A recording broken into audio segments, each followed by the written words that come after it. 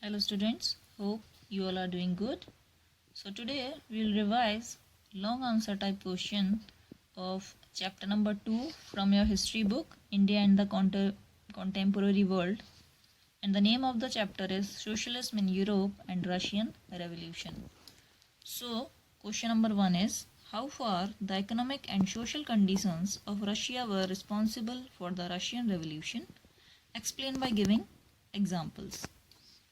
Or describe the circumstances which were responsible for the Russian Revolution.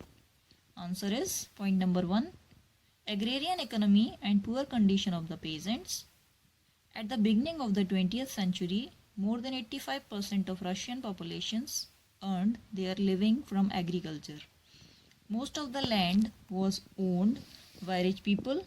Most of the peasants worked from dawn to dusk with very low wages or share. Most of the peasants were against the rich and the nobles. Point number 2 is poor condition of workers. Most of the industry was controlled by the private individuals. In case units and small workshops, the working day was sometimes 15 hours. Most of the workers were working and living in poor conditions. Most of the workers were ill-paid. Third point is unemployment. Unemployment rate was very high. The rich industrialists were exploiting the workers. Point number 4, high prices. Prices of essential goods rose so quickly that real wages declined by 20%. Conditions of women.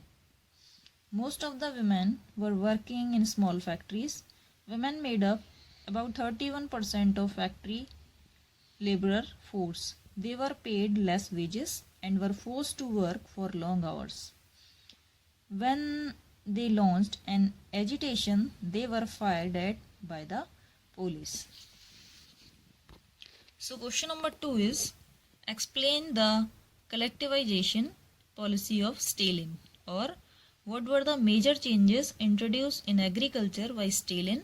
Explain. So answer is, the collectivization policy was introduced by Stalin, who came to power after the death of Lenin. The main reason was the shortage of grain supplies. It was argued that grain shortage was partly due to the small size of the holding. After 1917, the land had been given over to peasants. These small-sized peasant farms could not be modernized. To develop modern farms and run them along industrial lines with machinery, it was necessary to eliminate kulaks, take away land from peasants, and establish state-controlled large farms. From 1929, the government forced all peasants to cultivate in collective farms, kolkhos. The bulk of land and implements were transferred to the ownership of collective farms. Peasants worked on the land and the kolkhoz profit was shared. Enraged peasants resisted the authorities and destroyed their livestock. Between 1929 and 1931, the number of cattle fell by 1/3. Those who resisted collectivization were severely punished. Many were deported and exiled. As they resisted collectivization, peasants argued that they were not rich and were not against socialism. They did not want to work in collective farms for a variety of reasons. Stalin's government allowed some independent cultivation but treated such cultivators unsympathetically.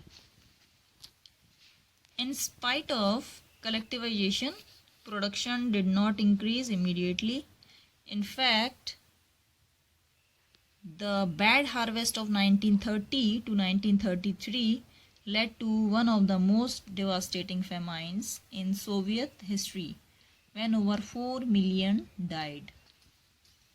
Question number 3 is, explain the impact of the Russian Revolution on Russia and the world, or what were the impacts of the Russian Revolution on Russia?